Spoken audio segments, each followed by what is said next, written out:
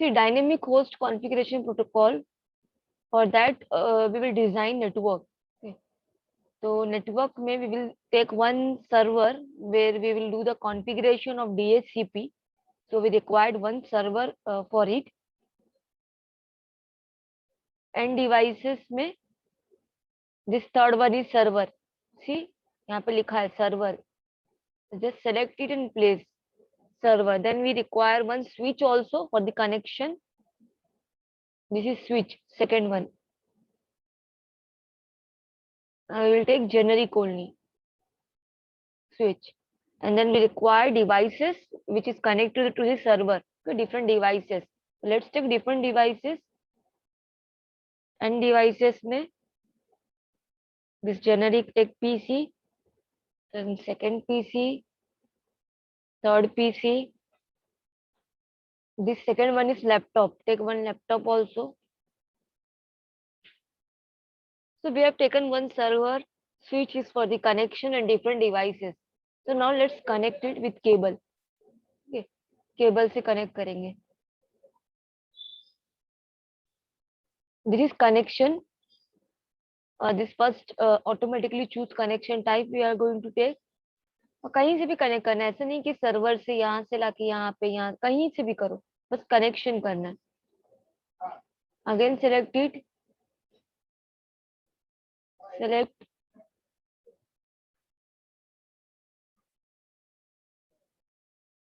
and this last one. See, now it is showing the cable cannot be connected to that port. अभी connect नहीं हो पा रहा है. See, क्या आ रहा है? The cable cannot be connected to that port. तो क्लिक ऑन ओके. अभी ये मुझे हटाना है तो क्या करूंगी मैं? क्रॉस. हट गया. अब ये क्रॉस ही आ रहा है ना, तो बैक जाओ. हट गया क्रॉस सिंबल.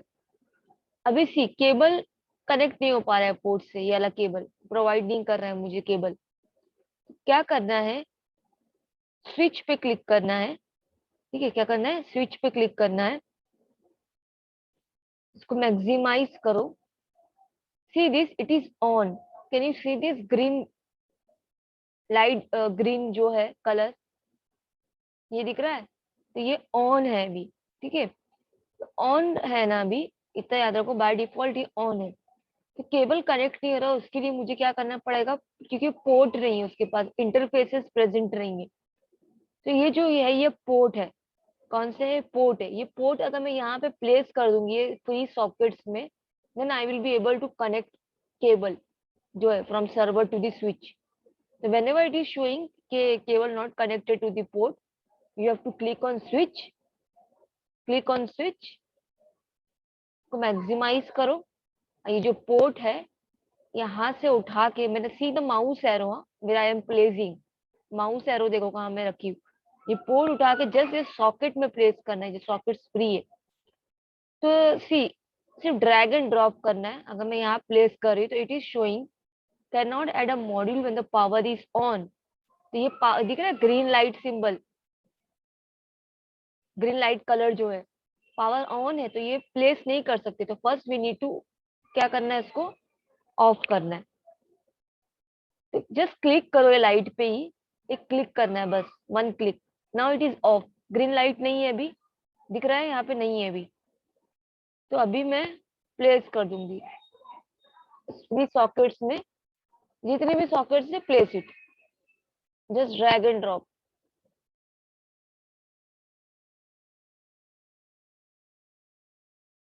प्लेस करने के बाद यू नीड टू क्या करना है? On it.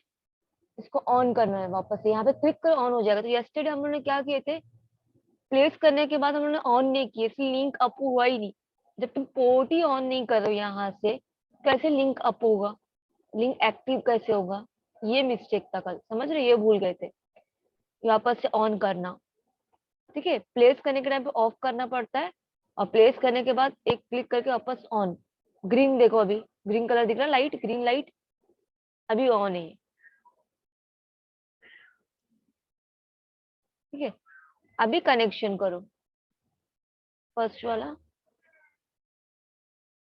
ठीक है, अभी देखो सब ग्रीन हुआ भी है. Link is up, that means link is up. ठीक है, अभी तो ये सिर्फ कनेक्शन हुआ है. राइट। और सेटिंग कहाँ पे करना है? Only in the server, because DHCP का प्रैक्टिकल है नहीं है, डायनामिक होस्ट कॉन्फ़िगरेशन प्रोटोकॉल। तो डायनेमिकली असाइन करना चाहिए आईपी एड्रेस, मतलब ऑटोमेटिकली असाइन करना चाहिए आईपी एड्रेस। सर्वर से जो भी पीसी कनेक्टेड है, सर्वर से जो भी डिवाइसेस कनेक्टेड है, डिवाइसेस शुड गेट क्या, शुड बी असाइंड ऑटोमेटिकली। क्या असाइन होना चाहिए? IP address should be assigned automatically, जो भी सर्वर से कनेक्टेड है। So now we need to do the configuration only in the server. Okay, DHCP configuration. So click on server. First क्या करना है? You have to give the IP address of server. So click on desktop, IP configuration. Now give IP address. Either manually we are setting the IP address. See two options are there, DHCP and static. Server में तुमको manually करना है sign. Okay, 192.168.1.2 subnet mask. Okay, इतना ही करना है। Then services tab में DHCP section service on करो कि बाय डिफॉल्ट, ये मैं मैक्सिमाइज कर रही, बाय डिफॉल्ट सर्वर पूल यहाँ पे है। ठीक है, तो I am taking server pool 1, pool name देना पड़ेगा। डिफॉल्ट गेटवे, डिफॉल्ट गेटवे क्या रहेगा? जितने भी डिवाइसेस कनेक्टेड है, 4 सिस्टम्स कनेक्टेड है ना, 3 कंप्यूटर 1 लैपटॉप, टोटल 4, उसके लिए डिफॉल्ट गेटवे हमारा सर्वर ही है। ठीक है, तो सर्वर का IP address what we have given 192.168.1.2। ये एज इट इज रखना है, कोई डीएनएस सर्वर नहीं हम लोग यूज कर रहे हैं।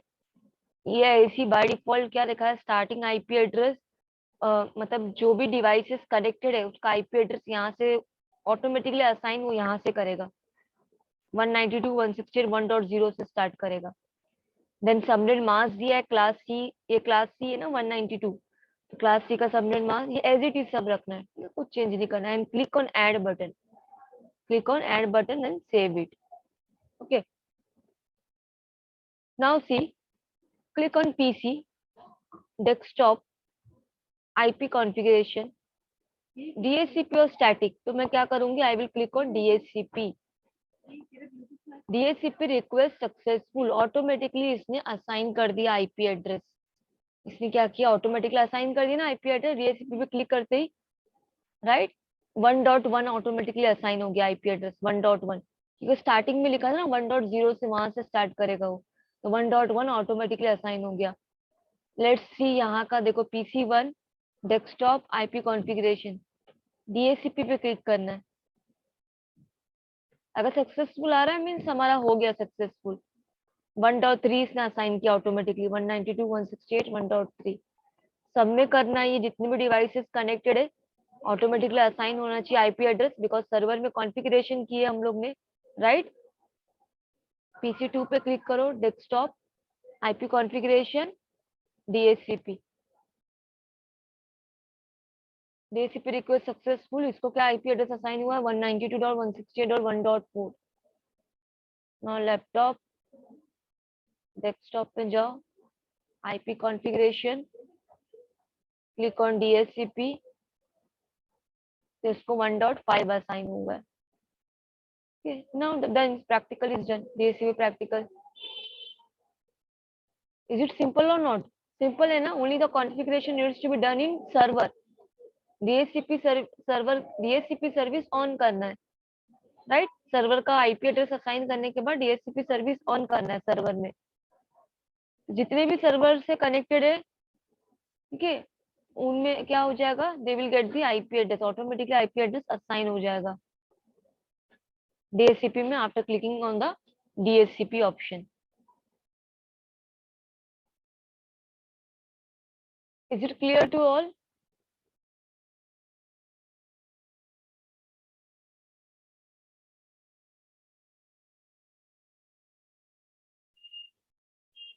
There is no need to manually assign it. जितने भी डिवाइसेस कनेक्ट मैन्युअली असाइन किए हम लोग ने यहाँ पे नहीं, ओनली द सर्वर पार्ट में manually we did the configuration. और जितने भी डिवाइसेस सर्वर से कनेक्टेड है उनको क्या हुआ, मैन्युअली असाइन किया उन्होंने, स्टैटिक लिए नहीं, डीएचसीपी, ठीक है, डीएचसीपी ऑन करते ही असाइन हो गया आईपी एड्रेस। तो only the configuration needs to be done in the server DHCP का, right. Is it clear to all? Yes, ma'am. Okay, now see, we will start continue CN, okay, computer networks.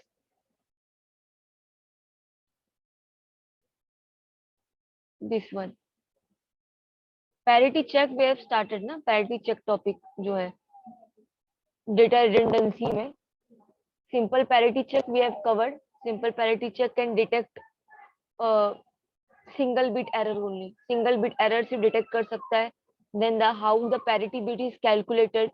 If it is if the number of one is even, so the parity bit is 0.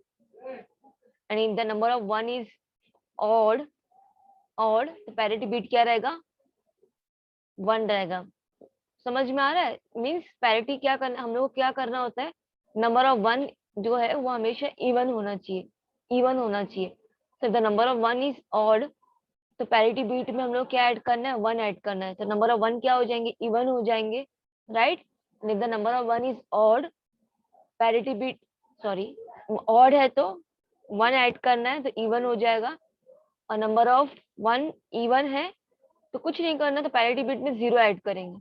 ठीक है. So we have covered simple parity check. 2-dimensional parity check में क्या किए थे, row wise and column wise parity bit is calculated. It can detect this 2-dimensional parity check can detect burst error also. ठीक है, multiple जो errors है वो भी detect कर सकता है. See now the next technique of error detection is CRC, cyclic redundancy check. Cyclic redundancy check.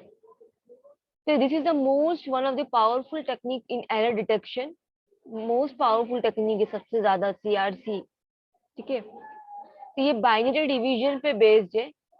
C example से you will get the clear idea कैसे क्या टेक्निक है ये. इसमें क्या होता है, divisor of size n is predefined and agreed upon the both sender and receiver. जो डिवाइजर का जो साइज है, यहाँ पे देखो डिवाइजर समझो 1011 है, इसका जो साइज है वो पहले से सेंडर और रिसीवर के बीच में एग्री हुआ रहता है. मतलब दोनों को पता होता है ये कि मेरा डिवाइजर का साइज क्या है. अभी डिवाइजर का साइज क्या है, 1 2 3 4 है. माउस एरो देखो जहाँ पे मेरा डिवाइजर का साइज क्या है, एनोटेशन.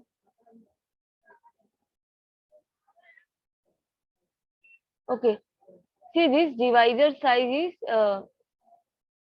1011 है, तो मीन्स कितने 4 है, साइज इज 4. तो ये जो साइज है वो पहले से प्रीडिफाइंड होता है और एग्री होता है between the sender and the receiver. ये एक चीज याद रखो. Second point is the size of redundant bit should be n-1. जो बिट तुम एक्स्ट्रा बिट ऐड करोगे डिवाइजर में वो हमेशा n-1 करना है. n-1 में जो साइज है उससे एक कम होना चाहिए. ठीक है. अब जैसे 1 2 3 4 है तो 4 - 1 3, 4 - 1 3. तो 3 जो रिडंडेंट बीट है तुम कितने ऐड करोगे, 3 ऐड करोगे. मींस ऑलवेज नॉट 3, हाँ, n-1 जितना साइज है डिवाइजर का साइज मींस n, डिवाइजर का साइज मींस n-1. तो it should be always less than 1 of divisor size. समझ रहे हो, यहाँ पे 1011 है तो मींस 4 है साइज, तो मतलब 3 redundant bit you have to add. ऐसे डिसाइड करना है. अगर ये 5 रहता तो कितना बीट ऐड करेंगे रिडंडेंट बीट, 4. 6 रहेगा तो 5. ठीक है, 1 less. Okay, now see the next thing, sender side and the receiver side. ठीक है, दोनों साइड अभी देखना पड़ेगा, sender and the receiver side. Sender क्या कर रहा है, डिवाइजर जो है 1011 है. ठीक है, उसका डिवाइजर क्या है 1011, और ये जो एग्रीड हुआ है दोनों के बीच में between the sender and the receiver. तो कैसे करना है इसका, डिवाइड कैसे करते पता है ना हम लोग, divisor on the dividend. Dividend में भी सेम लिखना है 10 सी डिवाइजर और डिविडेंड. डिवाइजर मेरा 1011 है, दोनों के बीच में एग्री हुआ रहना चाहिए between the sender and the receiver, दोनों का साइज. डिविडेंड क्या है मेरा 1001, ये कोई भी नंबर ले लो. डिविडेंड क्या है मेरा 1001, डिवाइजर क्या है 1011, और ये जो 3 बीट है। 3 बीट क्या है ये रिडंडेंट बीट है। तुमको डिविडेंड पे क्या करना है, रिडंडेंट बीट ऐड करना है। You have to add dividend bit. कहाँ पे, डिविडेंड में। इसको डिविडेंड बोलते हैं ना, जो अंदर है और ये डिवाइजर है, ठीक है। तो क्या ऐड करना है तुमको, एक्स्ट्रा बीट, रिडंडेंट बीट। तो वो कैसे डिसाइड करना है, वो कैसे डिसाइड करना है, रिडंडेंट बीट जीरो ऐड करना है। क्या ऐड करना है, हमेशा जीरो। तो वो कैसे डिसाइड करना है कितने जीरो ऐड करना है redundant bit, based on the size of the divisor. It should be always n-1। तो यहाँ पे साइज अगर मैंने 4 ली तो 4 - 1 3। तो 3 redundant bit means 3 zero we have to add. ठीक है, तो डिविडेंड में 3 जीरो ऐड होगा, ये रिडंडेंट बीट है। क्या ये, रिडंडेंट बीट। नाउ सी, जैसे हम लोग डिवीजन करते हैं वैसी डिवीजन है 1011। ठीक है, और यहाँ पे क्या है 10, सी 1011। अगर हम लोग यहाँ पे स्टार्टिंग में 1 है, क्या है, स्टार्टिंग में 1 है, यहाँ पे 1011 है। तो 1011 इंटू 1 इज इक्वल टू 1011। 1011 अगर उसको तुम 1 से मल्टीप्लाई करोगे यू विल गेट 1011, राइट। अभी क्या करोगे, एक्सऑर करना है दोनों के बीच में। 1 1 इज 0, सेम वैल्यू रहेंगे तो 0 होता है ना एक्सऑर में, एक्सऑर ऑपरेशन। 0 1 1 होता है, 0 0 0 होता है। ठीक है, यहाँ पे लिखने की जरूरत नहीं है 1 1, ठीक है, क्योंकि यहाँ पे एक नीचे उतारेंगे हम लोग, 1 बाय 1 कॉपी करते जाएंगे। ये 0, 3 जीरो है ना, तो फर्स्ट स्टेप में एक जीरो ले लो, समझ रहे हो। जब सेकंड स्टेप पे आएंगे तो सेकंड जीरो लेंगे, थर्ड स्टेप पे आएंगे थर्ड जीरो लेंगे, रिडंडेंट बिट वाला। ये जीरो एग्जैक्ट एक जीरो तुमने कॉपी कर लिया, और ये तो एक्सऑर ऑपरेशन परफॉर्म किए। 1 1 0 होता है इसमें, 0 1 1 होता है, 0 0 0 होता है, 1 1 भी 0 होता है। ठीक है, 0 0 0 1 1 भी 0, और जो डिफरेंट वैल्यूज है 0 1 वो 1 होता है। ठीक है, और ये रिडंडेंट बिट एक कॉपी की है, यहाँ का एक छोड़ देंगे क्योंकि 1 1 0 आ रहा है ना, तो no need to take it. Now see, ये क्या बन गया अभी मेरा, 0 1 0 0, 0 1 0 0। तो अभी लेफ्ट मोस्ट बीट मेरा क्या है, 0 है। लेफ्ट मोस्ट बीट क्या है, 0 है। समझ रहे हो, लेफ्ट मोस्ट बीट मेरा क्या है, 0 है। तो मैं अभी क्या करूंगी, 1 0 1 1, जो लेफ्ट मोस्ट बीट है वही ऊपर आएगा, याद रखो। ठीक है, लेफ्ट मोस्ट बीट क्या है, मेरा 0 है।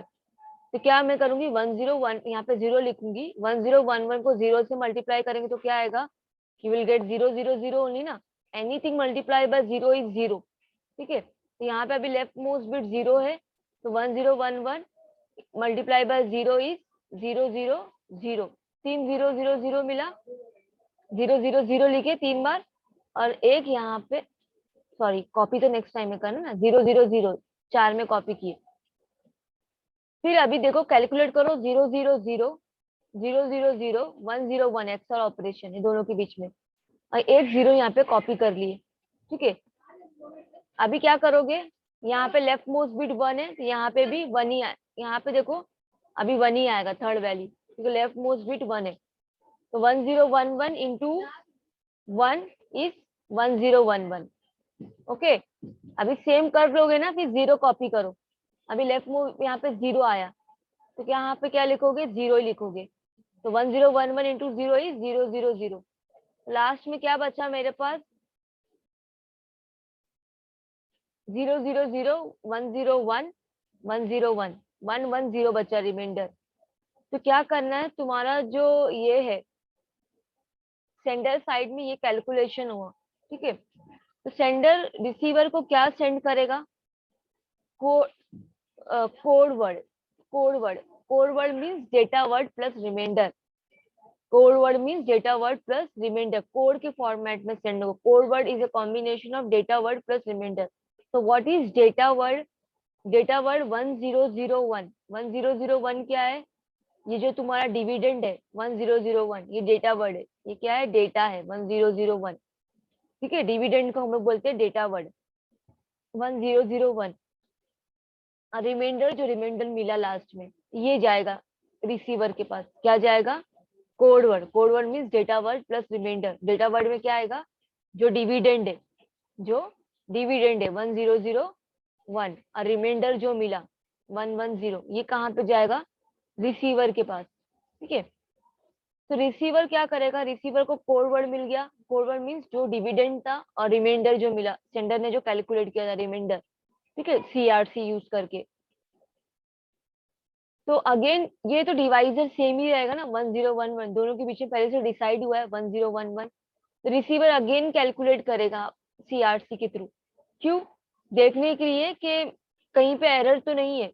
समझ में आ रहा है? ये पूरा एक्सप्लेन करने के बाद you will get the idea. See, receiver again calculate करेगा, जो सेंडर ने सेंड किया रिसीवर कैलकुलेट करेगा उसको।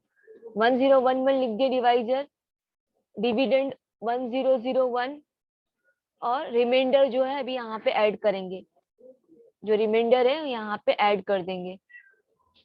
समझ रहे हो? 110। तो ये पूरा कोड वर्ड यहाँ पे आ जाएगा, ये पूरा कोड वर्ड है यहाँ पे तुम्हारे आ गया। आया कि नहीं? 1001, ये रिमाइंडर जो था 110 पूरा यहाँ पे आ गया, ये डिवाइजर है। अभी रिसीवर कैलकुलेट करेगा उसको। ये कर लोगे ना कैलकुलेट, सिंपल है। यहाँ पे 1 है ना स्टार्टिंग में, तो 1011, यहाँ पे भी 1 लिखना है, 1011 इंटू 1, 1011। ठीक है, एक्सऑर करो, 1 1 इसमें 0 होता है, 0 0 भी 0 होता है, और 0 1 1 101 होगा। एक 1 बाय 1 कॉपी करते जाओ। तो अगर तुमको 0 0 0 मिल रहा है रिमाइंडर, रिसीवर को अगर 0 0 0 मिल रहा है reminder, means receiver will understand that, अगर रिमाइंडर 0 मिल रहा है कि इसमें कोई एरर नहीं है, मीन्स सेंडर ने जो डेटा सेंड किया एग्जैक्ट रिसीवर को रिसीव हुआ है, कहीं पे कुछ डेटा मिस नहीं हुआ है। अगर 0 0 0 मिला तो वो डेटा वर्ड को एक्सेप्ट कर लेगा। क्या डेटा को क्या कर लेगा? वो जो डेटा सेंड किया 1001 इज एक्चुअल डेटा, वो उसको एक्सेप्ट कर लेगा। अभी सपोज करो ये सेकंड यहाँ पे क्या दिया है, ये तो 1011 सेम रहेगा डिवाइस है। ओके, अगर नेटवर्क में ट्रैवलिंग के टाइम पे ये जो है 1001, 110 तो रिमाइंडर है, 110 तो रिमाइंडर, ये ऐसे ऐड करेगा रिसीवर। ठीक है, ये 1001 क्या बन गया? एक बिट चेंज हो गया समझो, ट्रैवलिंग के टाइम पे नेटवर्क में 1001 क्या बन गया? 100। ये वाला 1 जो है ये कलर में देखो 0 बन गया। ठीक है, तो रिसीवर सपोज करो कि चेंज हो गया, तो रिसीवर क्या करेगा? कैलकुलेट कर रहा है इसको। कैलकुलेट करने के टाइम पे ये टेक्निक से जैसे करते, 0 1 1 मिला, ठीक है, पूरा 0 नहीं मिला, तो उसको समझ में ये आएगा, if there is 1 in the reminder, receiver will understand that के डेटा में एरर है, डेटा चेंज हो गया है, एग्जैक्ट सेंडर ने जो सेंड किया वो रिसीव नहीं हुआ है, डेटा में चेंजेस आ गया है। ठीक है, तो वो क्या करेगा? डेटा वर्ड को डिस्कार्ड कर देगा। और तुमको दिखाई भी दे रहा है कि जब मैंने, रिसीवर ने चेंज नहीं किया, मतलब एग्जैक्ट समझो डेटा रिसीव हुआ है, कोई चेंजेस नहीं हुआ नेटवर्क में, तो 0 0 0 आ रहा है। ठीक है, 0 0 मीन्स रिमाइंडर में 0 0 मीन्स कोई एरर नहीं है, डेटा वर्ड एक्सेप्टेड हो जाएगा, receiver will accept the data. जैसे तुमने चेंजेस किए, समझो नेटवर्क में चेंजेस हो गया कोई बीट में, सपोज वही 10 में चेंज हो गया, ठीक है, रिसीवर को तो नहीं पता है चेंज हुआ नहीं हुआ, उसको क्या पता है, राइट? वो तो कैलकुलेशन करेगा, कैलकुलेशन करने में there is number of ones, अगर 1 प्रेजेंट रिमाइंडर में, तो वो दैट रिसीवर विल अंडरस्टैंड कि चेंज हो गया डेटा, तो डेटा वर्ड को वो डिस्कार्ड कर देगा, डेटा को नहीं एक्सेप्ट करेगा। ठीक है, चेंज करने में देखो रिमाइंडर 1 आ भी रहा है रिमाइंडर में, डेटा वर्ड इज डिस्कार्डेड। ये CRC, it is the most powerful technique of error detection. ये टेक्निक का क्या यूज है? It is the most powerful technique of error detection. This is the sender side calculation and the receiver side calculation. ये practice कर लेना, यहाँ पे दिया हुआ एग्जांपल, नोटबुक पेन लो और उसको ये करो सॉल्व। इसमें डाउट है किसी को? सीआरसी में समझ में आया कैसे हुआ है कैलकुलेशन?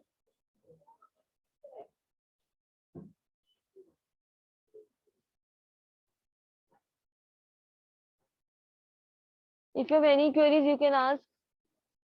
कोई स्टेप समझ में नहीं आया है क्या?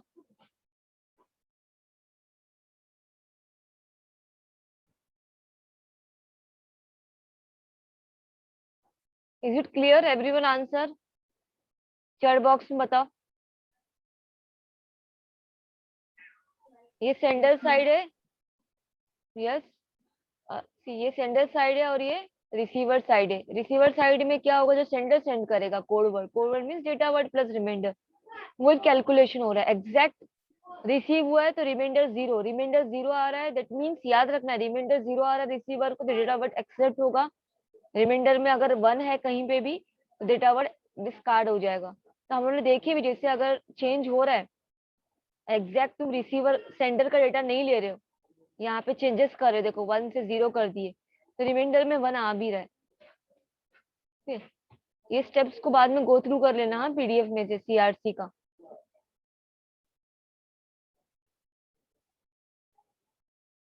This sender side and this is receiver side.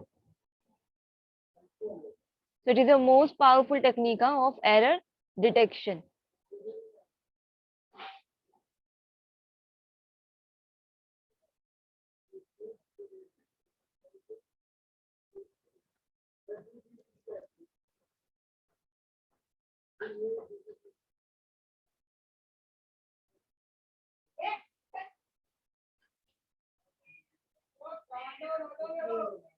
Now the next technique is checksum.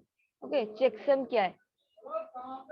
So checksum में ये क्या है? It is also error detection method. ये भी error detection technique है ये. It is the last error detection method means simple parity check देके हमें two dimensional parity check, then cyclic redundancy check, और ये last one क्या है? checksum है. Okay. The checksum is used in the internet by several protocols, although not at the data link layer. ये बता रहा है कि checksum जो है, it is used in the internet, different protocols जो है checksum technique use करते हैं, different protocols है, but data link layer इसको use नहीं करता है, ठीक है? data link layer को data link layer पे checksum calculate नहीं होता है, means error detection जो है उसके लिए जो टेक्निक है checksum, ये टेक्निक डेटा लिंक लेयर पे यूज नहीं होता है। ठीक है, like the other it is also based redundancy, ये भी रिडंडेंसी के कॉन्सेप्ट पे ही बेस्ड है, इसमें भी मतलब कुछ एक्स्ट्रा बिट ऐड करने होंगे। Traditionally the internet has been using a 16 bit checksum. पहले ट्रेडिशनली क्या है, इंटरनेट जो है हमारा 16 बिट चेकसम यूज करता है। ठीक है, see step by step we will see क्या उसका कॉन्सेप्ट है। The sender calculate the checksum by following this steps, ये स्टेप्स है सेंडर साइड के और ये रिसीवर साइड के स्टेप से चेकसम कैलकुलेट करने के लिए। ठीक है, तो सेंडर साइड के स्टेप्स क्या है? The message is divided into 16 bit words. पहले मैसेज डिवाइड होगा 16 बिट वर्ड्स में, चेकसम का वैल्यू 0 सेट करेंगे, then all words including a checksum are added using, जितने भी 16 बिट वर्ड है चेकसम को इंक्लूड करके क्या होंगे, वंस कॉम्प्लीमेंट होगा उसका, then sum is complemented, complement बनने के बाद वो चेकसम बनेगा, देन चेकसम हम लोग रिसीवर को सेंड कर देंगे। ठीक है, स्टेप से एग्जांपल लेंगे ना, that you will get the clear idea. ठीक है, रिसीवर के साइड में मैसेज वापस से क्या होगा, इंक्लूडिंग चेकसम, मैसेज के साथ में चेकसम है वो डिवाइड होगा 16 बिट वर्ड्स में, देन सब में क्या होगा, यूजिंग वन कॉम्प्लीमेंट एडिशन होगा, वंस कॉम्प्लीमेंट। ठीक है, कॉम्प्लीमेंट बनने के बाद एक न्यू चेकसम रेडी हो जाएगा। फिर अगर चेकसम का वैल्यू 0 आ रहा है, मैसेज एक्सेप्ट होगा, अदरवाइज रिजेक्ट हो जाएगा, ठीक है, तो इसमें भी यही है, याद रखो ये चीज जो है इंपॉर्टेंट, चेकसम का वैल्यू अगर 0 आ रहा है तो डेटा एक्सेप्ट होगा, और चेकसम का वैल्यू अगर 0 नहीं आ रहा है, ठीक है, पूरा 0 नहीं आ रहा है, मीन्स डेटा रिजेक्ट हो जाएगा।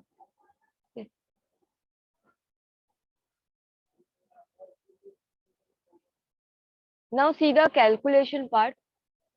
here we use 4 bit checksum। ठीक है, suppose we have to send a set of data, ये डेटा सेंड करना है, कौन सा, 7 11 12 06। ठीक है, this is the data we have to send, 7 12 06, sender side है ये, क्या है, सेंडर साइड। पहले इसका एडिशन होगा, एडिशन 7 + 11 + 12 + 6 इज 36, राइट, 36 हो गया ये।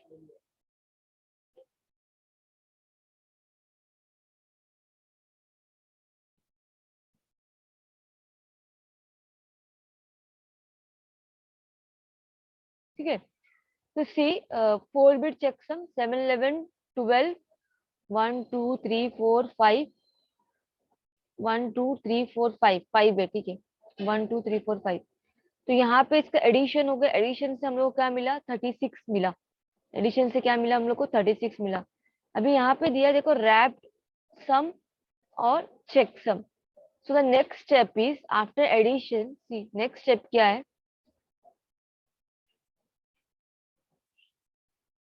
The message is divided into 16 bit words. किस में डिवाइड हुआ है मैसेज, 16 बिट वर्ड्स में डिवाइड हुआ है। तो एक वर्ड का साइज कितना होता है, size of one word, any idea?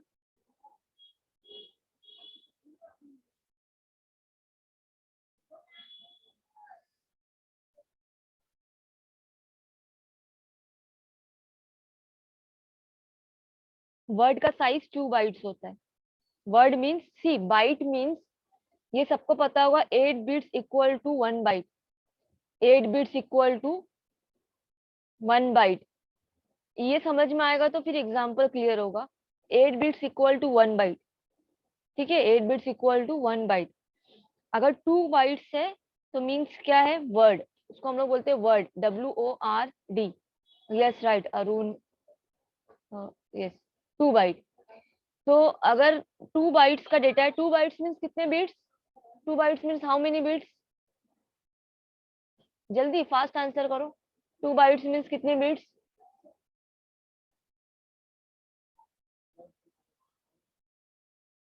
16, 16 yes right Kohinoor. 2 bytes means 16 bits.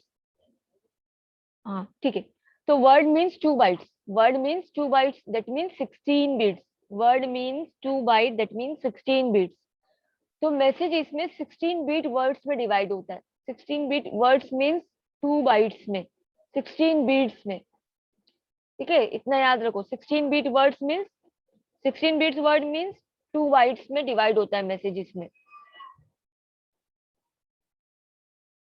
2 bytes means 16 bits.